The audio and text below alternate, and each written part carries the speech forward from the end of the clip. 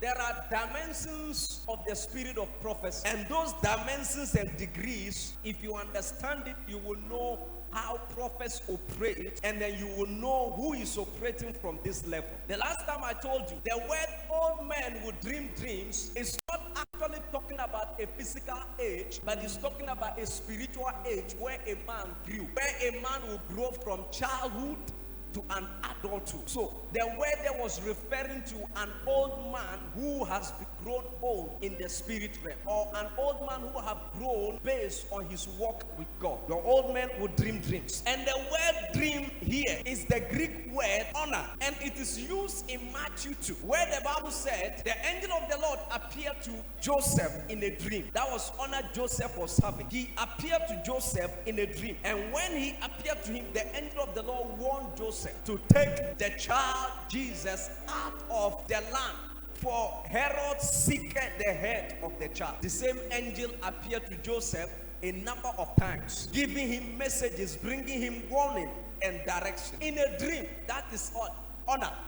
But there is another word for dream, which we'll be talking about now, which is called enopsis, which actually includes a dream you receive in a state when you are asleep. Also, you can receive that dream when you are awake. So, such dream, you receive it when you are asleep. You can equally receive that dream when you are awake. But it is only few group of people that receive the dream whilst they are awake. Why? Because until you grow to a particular age, you will not be able to. Do you know you can dream whilst you are awake? You are awake, you are not sleeping yet, you dream. And those type of dream was the dream the Bible was referring to in the book of Joel and also in the book of Acts. He said, old men shall dream dreams. The word old man is not talking about people who have gray hair, but it's talking about people who have grown old in the realm of the spirit. People who have matured in the things of God to understand that when you speak, when God speaks, even in a dream, they will be awake and yet they will understand what the Lord is saying. That is it. So your old men who dream dreams was referring to men who have grown in the realm of the spirit. If you are dreaming always and your dreams are spot on, it is a sign that you have grown.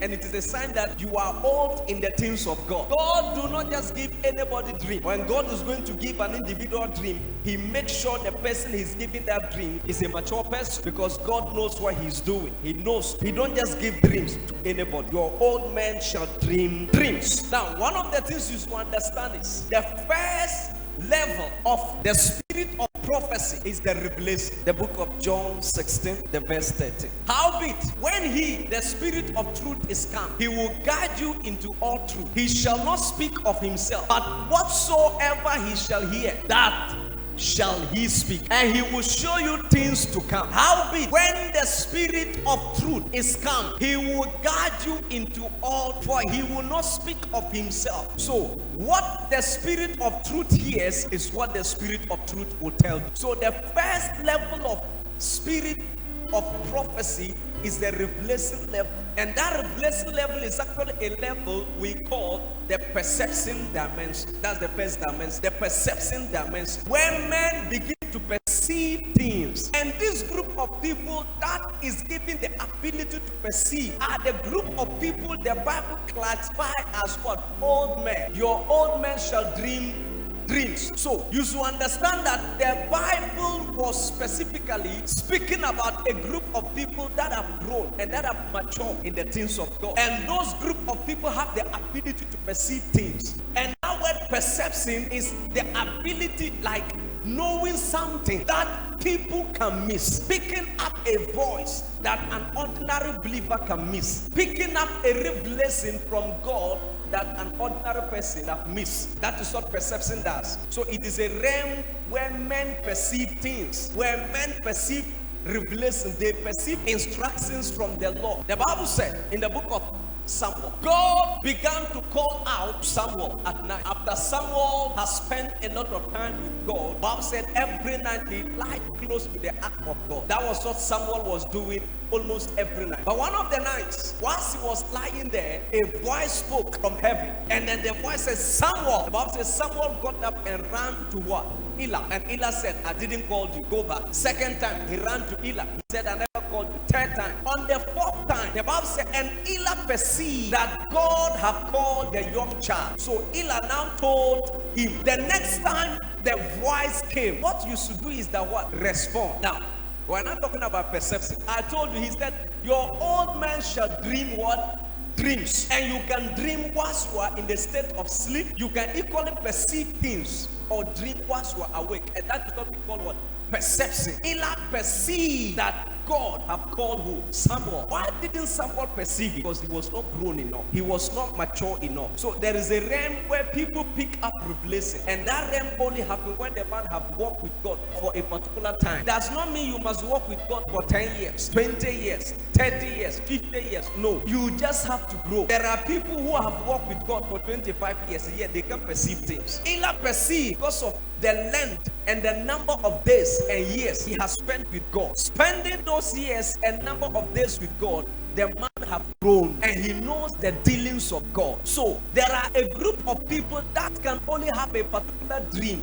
Why? Because they are old in the things of God. And those group of people are men who have walked with God, understood the ways of God. They knows the ways of God. So a revelation you will miss, that man will not miss it. Why? Because he have grown in the things of God. He knows the ways of God. He knows how God speaks, and he can easily perceive and pick up information and communication from God. God can come here and speak. A lot of us may not hear him, but a man who have walked with him at a particular time can easily perceive them. And when you read your Bible, you discover that the Bible is full of a group of people that were not basically prophetic, but they were able to perceive things. For example, have you seen somewhere in the Bible where Jacob prophesied? No. So he wasn't that type of a prophet that received information, relayed the information. He see a vision and then communicate the vision. As a matter of fact, the first time he saw a vision was when he saw the angels descending and what? Ascended. And from that time, we never heard of any spectacular encounter between him and God. That was it.